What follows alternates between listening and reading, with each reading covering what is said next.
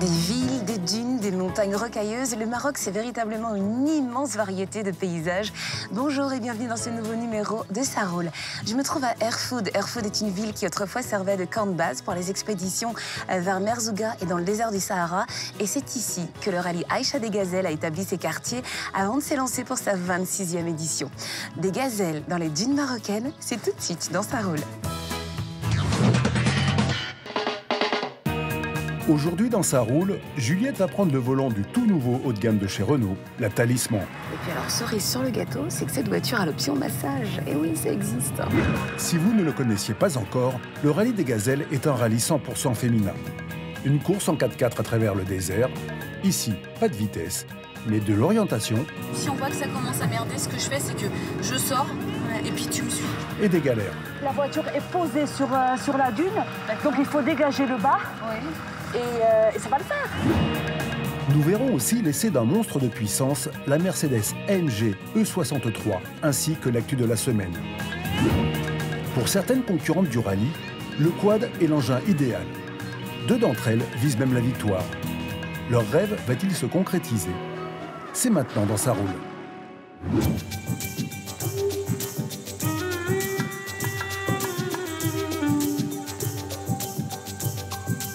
Et je vais sans plus tarder découvrir la voiture qui va m'accompagner tout au long de cette aventure. Ce n'est pas n'importe laquelle, c'est une grande berline qui a fière allure. Avec la Talisman, la marque se lance sur le marché du haut de gamme.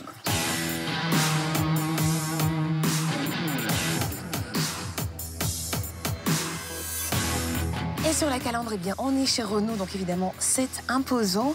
Et puis on a ce logo là, qui est vraiment très très énorme et qu'on ne peut pas rater. C'est un peu comme le nez au milieu de la figure.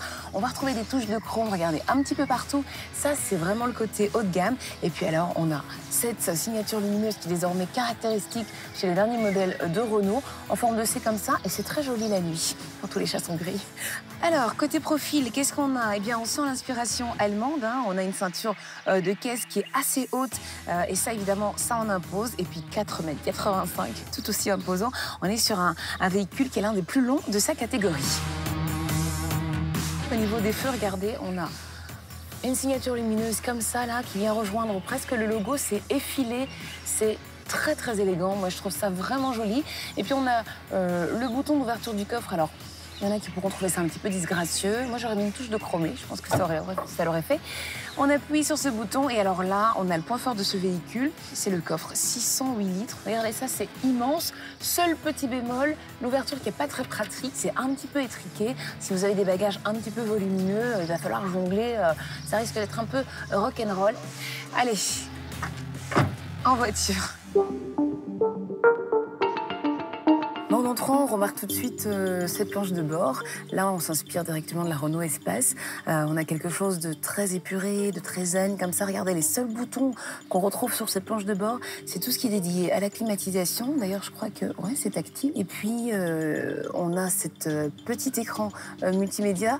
On peut le trouver petit, mais sachez que dès qu'on monte en gamme, vous avez carrément une tablette. Ça, pour le coup, c'est agréable. Vous avez cette molette avec laquelle vous pouvez naviguer dans le système multimédia et notamment gérer tout ce qui est rétro-éclairage. Regardez, c'est assez sympathique. On appuie sur véhicule, ensuite on appuie sur multisense, et là, vous pouvez gérer la couleur du rétro-éclairage.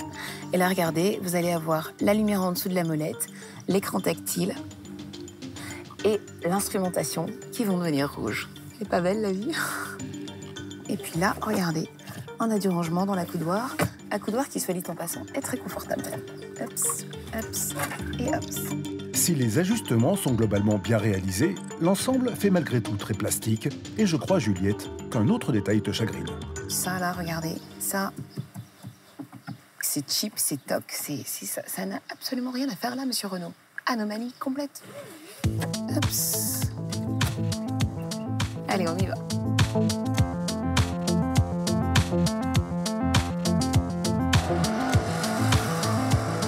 Alors, ce qu'on peut dire d'entrée de jeu dans cette voiture, c'est que les sièges, ils sont vraiment top.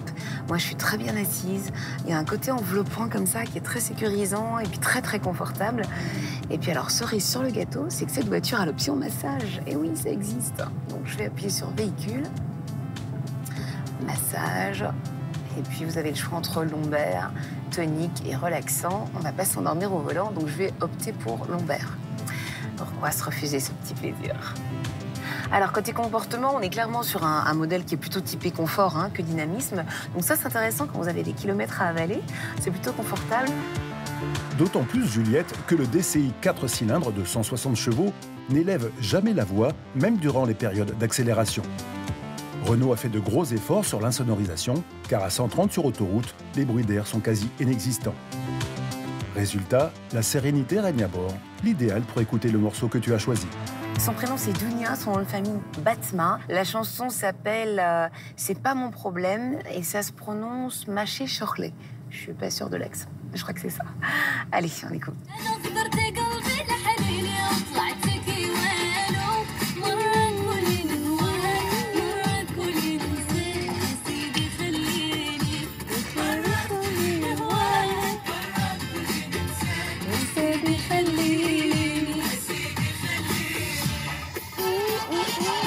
Alors, un mot sur la boîte de vitesse. On est sur une boîte automatique à double embrayage. Ça fait longtemps hein, qu'on attendait ça chez Renault. Et le résultat est plutôt assez satisfaisant, puisqu'on sent très peu finalement le passage des rapports. Donc ça, c'est intéressant, surtout qu'on rappelle qu'on est sur une voiture familiale. En revanche, quand on monte un petit peu en rythme, on aurait aimé que ça soit quand même plus réactif. Eh bien, profite de cette ambiance et de tes sièges massants, Juliette, car 500 km t'attendent. À l'entrée du désert, 160 équipages vont prendre le départ du 27e Rallye des Gazelles. C'est après l'actu de la semaine.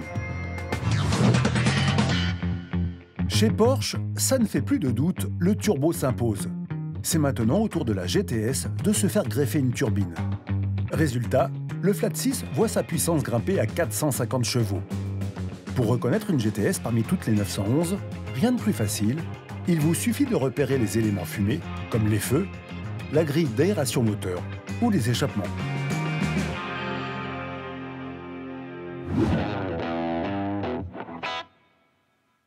DS, la marque de luxe de Citroën, va enfin avoir un nouveau modèle. Et le moins que l'on puisse dire, c'est qu'il était temps. Avec cette DS7 Crossback, la marque française s'attaque au premium allemand.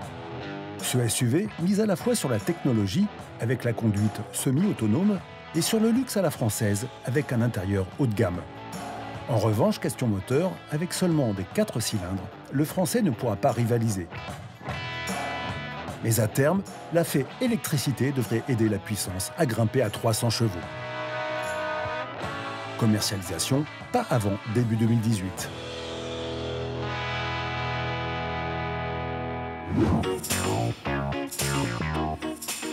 Chez Dacia, le Duster fait un carton, tout comme la version tout chemin de la Sandero. Il était donc tout naturel que la marque roumaine offre à la Logan MCV une finition Stepway. Le modèle a droit à des protections plastiques autour de la carrosserie et à des sabots de protection au pare-choc avant et arrière. Au final, un look de petite baroudeuse, mais pas de 4 roues motrices.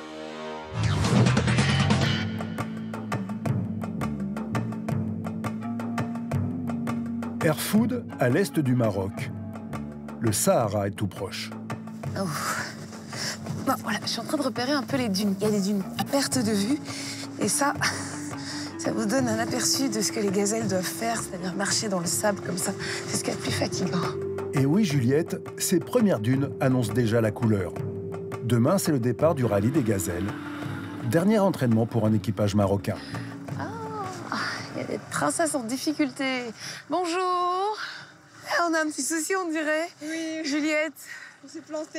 C'est comment? Johara. Johara, bonjour. Salut. Ouh là là là là là là. C'est comment ton prénom? Ratiba. Ratiba, d'accord. Qu'est-ce qui s'est... Ah, mais vous êtes où? Vous êtes bien... Enfin, Oui, vous on êtes... s'est légèrement tanké. On est venu un peu sur le terrain pour essayer le véhicule. D'accord. Ah oui, Et bon, premier tankage. D'accord. Donc, se mettre un peu dans le bain. Bon, donc c'est Jojo qui est au volant, c'est ça? D'accord. Non. Je peux vous donner un coup de main? Donc Ratiba, tu me disais, en fait, il faut dégager le ventre de la voiture. Voilà, exactement, parce que la voiture est posée sur la dune. Donc il faut dégager le bas. Oui. Et ça va le faire. Le règlement de ce rallye est très strict, Juliette. En aucun cas, les participantes ne peuvent recevoir une aide extérieure. Bravo. Vas-y, super. Ouais. Super. Yeah. Voilà. Mais le départ officiel n'est que demain.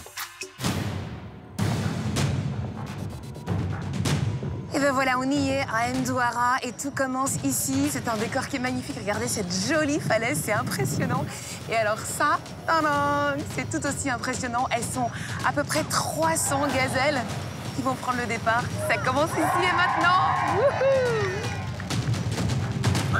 Wouhou! Ce matin, c'est le grand jour pour les gazelles. Parmi elles, Catherine et Maria vont s'élancer sur de drôles de machines. Est-ce qu'on peut parler de cet engin? Donc c'est un quad, ça je sais. Ouais. Mais est-ce que ça, dans les dunes, ça fonctionne bien? Alors ça, C'est l'idéal ou... c'est pour faire le rallye des gazelles.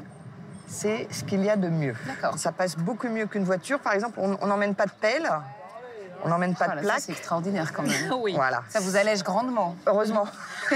Parce qu'on est déjà bien chargé. Donc je n'emmène pas de pelle, ça veut dire que je suis sûre que je ne m'ensablerai à aucun moment, c'est Ouais. ça? Au pire, si vraiment on avait un problème de ce genre, on a des treuils D'accord. sur chaque quad. Et l'avantage qu'on a par rapport au 4x4, Ok. c'est qu'on a 2 véhicules. Donc l'un peut aider l'autre. Voilà, on n'a pas besoin de quelqu'un d'autre. Voilà. Ces quads ont une cylindrée de 500 cm3 et sont peu puissants. Mais peu importe, ce rallye est une course d'orientation où il faut être malin. Alors première chose, comment faire tenir des sacs sur ces engins en tout terrain? C'est cloué à la planche en dessous. Enfin, c'est vissé. Le fond du sac est vissé C'est des gazelles ingénieuses. à la planche en Là, vous dessous. avez collé On a vissé. ouvre-sac, mon Dieu. Ah, il a Cloué au pilori. D'accord. Et comme ça bouge pas. Ça ne bouge pas. C'est excellentissime comme idée, Voilà. ça. Mais il faut s'activer, le départ est tout proche. Ici, peu importe la vitesse, il faut trouver des balises et faire le moins de kilomètres possible. Sans GPS, une seule solution, maîtriser carte et boussole. Jennifer et Marion sont 2 Françaises qui participent à ce rallye pour la première fois. Entre ta première balise et ta deuxième balise, là, tu vois, nous, on doit faire 12 km 3. Dans la vraie vie, tu peux pas. Parce que là, tu as des falaises, tu as des obstacles, tu as des dunes, tu as des falaises infranchissables. Donc, ce qu'on est en train de travailler, c'est ce qu'on appelle un report de cap. D'accord. Pour contourner les obstacles. Voilà. D'accord. Donc, tu vois, là, sur le premier, normalement, tu dois faire 10 km 200 dans la vie rêvée. Et nous, nos calculs font qu'on devrait faire normalement 12 km. Et c'est D'accord. là-dessus qu'on est classé. Ok, d'accord. C'est ce Donc qu'on l'idée, ressent. c'est d'avoir le moins possible d'écart, en fait. Exactement. Tout à fait. D'accord. Le départ est donné, les 160 équipages s'élancent. Pendant 7 jours, dans l'immensité d'un désert jalonné de difficultés, les gazelles vont tenter de ne pas se perdre pour remporter la victoire. De nombreuses péripéties les attendent. C'est après l'essai d'un monstre de puissance, la Mercedes AMG E63 par Laurent Pinel.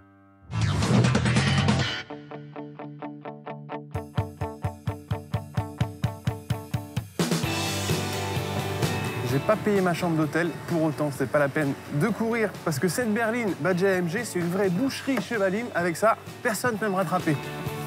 Et pour cause, c'est pas que je suis un bon pilote, c'est juste que là-dedans, il y a 612 chevaux. Alors évidemment, cette histoire de chambre d'hôtel impayée n'est que pure fiction. La chambre est payée. Bon, ok, merci pour l'humour, mais cette AMG, Laurent, C'est vraiment l'idéal avec un très grand coffre, 4 places à peu près confortable, mais surtout un moteur V8 biturbo de 612 chevaux. Et pour être sûr d'être premier, il y a même une fonction launch control particulièrement efficace. Donc le V8 est associé à une boîte à 9 rapports avec évidemment les palettes au volant et à différents modes de conduite dont un race à partir duquel on peut enclencher la fonction drift, le mode drift. A priori, c'est super pour faire des travers, sauf que sur nos voitures d'essai, qui sont des 4 roues motrices, Mercedes a bloqué cette fonction. Merci. heureusement, les oreilles se régalent avec le son des échappements, à la hauteur des performances. Quant au freinage, même équipé comme ici de disques en céramique, avec un poids de 1900 kg, il demande de l'attention. Mais pour tester tout ça, quoi de mieux que le circuit? Alors 612 chevaux dans le taxi, c'est pas mal forcément. C'est impressionnant en accélération, en reprise. Le 0 à 100, c'est 3 secondes 4 d'ailleurs. Ah, la puissance là, il y en a plus qu'il n'en faut. D'autant que pour rappel, on a 4 roues motrices, mais la répartition change en permanence et la voiture en mode race Et vraiment typé propulsion, on accélère un tout petit peu trop tôt et pouf, ça part.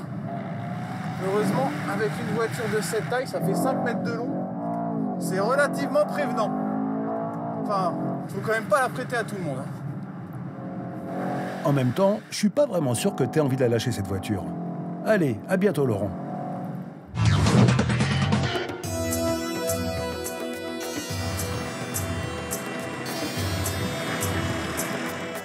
Marion et Jennifer ont pris le départ il y a un petit quart d'heure. Aujourd'hui, il y a 3 balises à trouver et toute la journée, il faudra se diriger à la boussole et grâce à des repères. Sur ce terrain, les filles ont choisi des herbes à chameau. On a dit herbe à chameau. Ouais, là, les gentilles. Moi, les petites, là, ouais, les gentilles. Et je pense que les agressives dont France nous parlait, c'est les plus grosses. Ouais, mais si on voit que ça commence à merder, ce que je fais, c'est que je sors et puis tu me suis.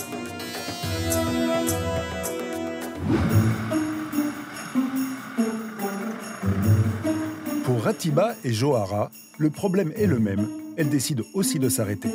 Tu vois le petit arbuste là? Au-dessus. Et puis à son parallèle, il y en a un autre légèrement décalé.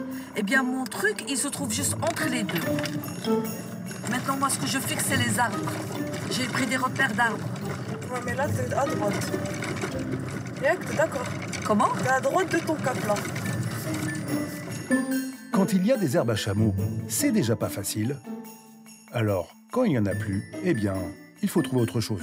Il faut qu'on passe cet affleurement.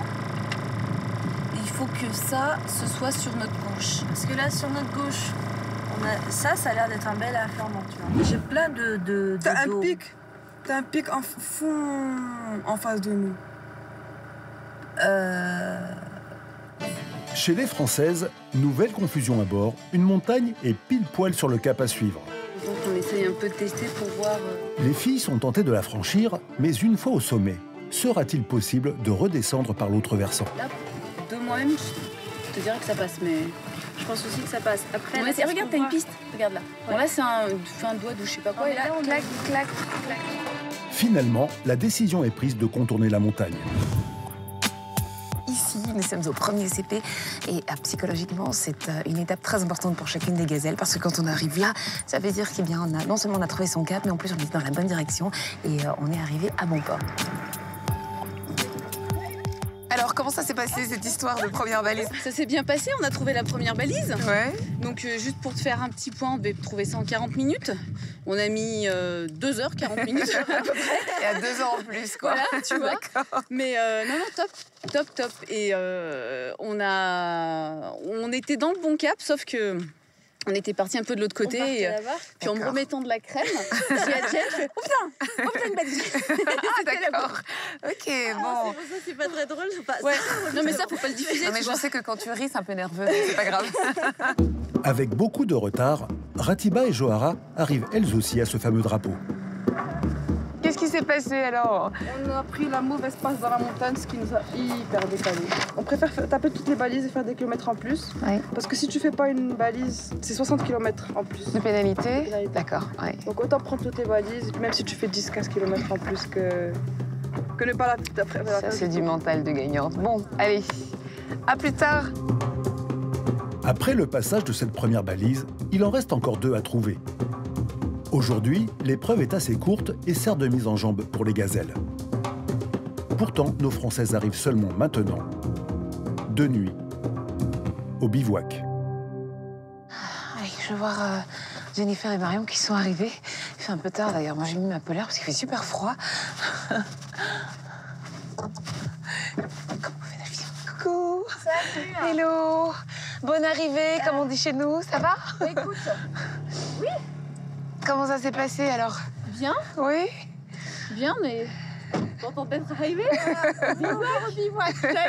Oui, On est content. ça c'est bien, parce que la crainte c'était un peu de rester perdu dans le... Bah écoute, ouais, on se sentait pas trop de se planter la tente au milieu de nulle part. Pour la première nuit, c'était un peu... On fait les choses un petit peu trop, ouais, un peu trop chaud. Mais non, bonne première journée. On a fait tout ce qu'on voulait. Ouais.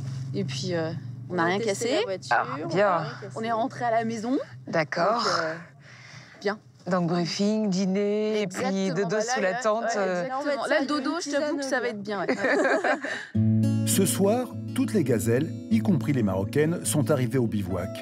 Mais demain matin, le réveil est programmé à 4 heures précises.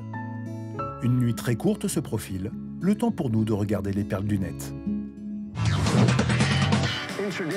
On commence non pas avec une voiture, une moto, un camion, que sais-je, non. Mais on commence avec des vélos. Oui, c'est pas trop dans la thématique, mais vous allez voir que si. Sinon, je vous montre pas cet extrait. En fait, c'est une invention qui va peut-être éviter des accidents entre les 2 et 4 roues. Bon, c'est tout bête, c'est un klaxon pour vélo qui reproduit le son d'un klaxon pour voiture. Alors ça fait du bruit. Je pense qu'on sursaute sur sa selle en l'activant, mais au moins c'est mieux qu'une petite sonnette de rien du tout. À force de rechercher toujours des performances incroyables, question aérodynamisme, eh bien certains constructeurs de voitures de sport vont un peu trop loin. Voici un nouveau modèle où on ne parle plus de carrosserie en métal à proprement parler. Non, c'est complètement has-been. On remplace tout ça par des plumes. Combien d'oiseaux ont été utilisés pour la carrosserie? Je préfère ne pas me poser la question. En tout cas, si Jon Snow de Game of Thrones a une voiture, ce serait ce modèle, par rapport au corbeau, pour les amateurs de la série. On termine avec une cascade pour ceux qui se rappellent de la série Shérif Fais-moi peur. Voilà. General Lee, la Dodge Charger conduite par Beau et Luke Duke, célèbre pour ses nombreuses cascades, a peut-être fait celle de trop pour le coup. Elle va moins bien rouler maintenant. Bonjour. Bonjour, 4 heures. Bonjour. Si vous ne me répondez pas, je m'en vais pas. Bonjour. Il est 4 heures. Good morning. Comme prévu, à 4 heures précises, Dominique Serra, la patronne du rallye, réveille ses gazelles. C'est sympa ce que vous faites. Bonjour, il est 4 heures. J'adore, c'est excellent. Oui, ça fait 27 ans que je le fais tous les matins. Oh là là. Et c'est une tradition sur le rallye. Toute la durée du rallye, vous faites ça? Toute la durée du rallye, oui. J'interdis les réveils parce que les réveils, c'est fait à 3h30, 4h moins le quart, non, 4 heures. Et comme ça, on est au moins sûr qu'il garde même ce quart d'heure ou cette demi-heure de réveil. Et puis comme ça, on n'a pas 300 réveils 300 réveils qui sonnent en même temps, oui, ça c'est dur.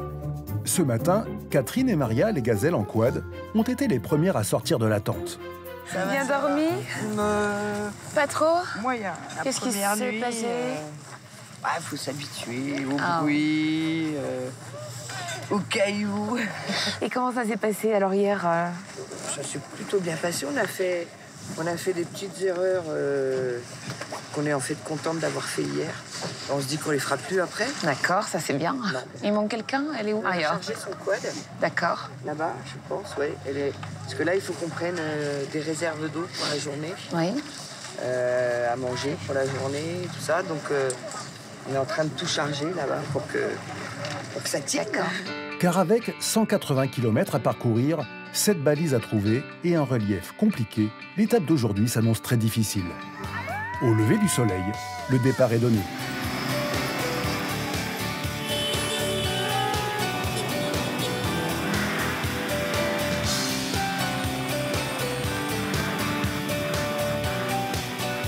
Cette année, Catherine et Maria jouent la victoire. Mais arrivée à la première balise de cette deuxième étape, Catherine est dépitée. Qu'est-ce qui s'est passé? Enfin, on ne jure pas dans le désert, Catherine. Ah mais si, parce que ça fait du bien de se libérer après une énorme bêtise pareille. Qu'est-ce qui s'est passé? On a passé un passage là, superbe. Oui. On a trialisé, on a enlevé des cailloux pour passer. Et en fait, il y a 2 chaînes parallèles. D'accord. Et on est passé de l'autre côté de la deuxième au lieu de venir au milieu, on arrivait direct là. Alors Catherine, c'est quoi la suite là? La suite, c'est vite. Oui. On va essayer de faire vite et bien maintenant.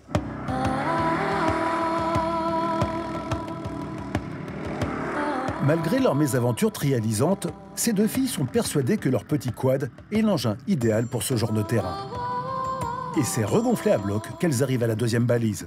Génial, génial, elle est belle celle-là, elle est belle. Elle est magnifique celle-là, ouais.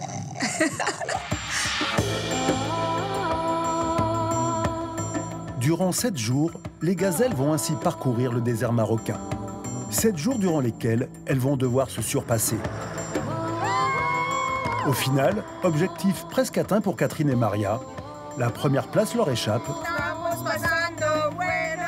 mais elles finissent deuxième des quads.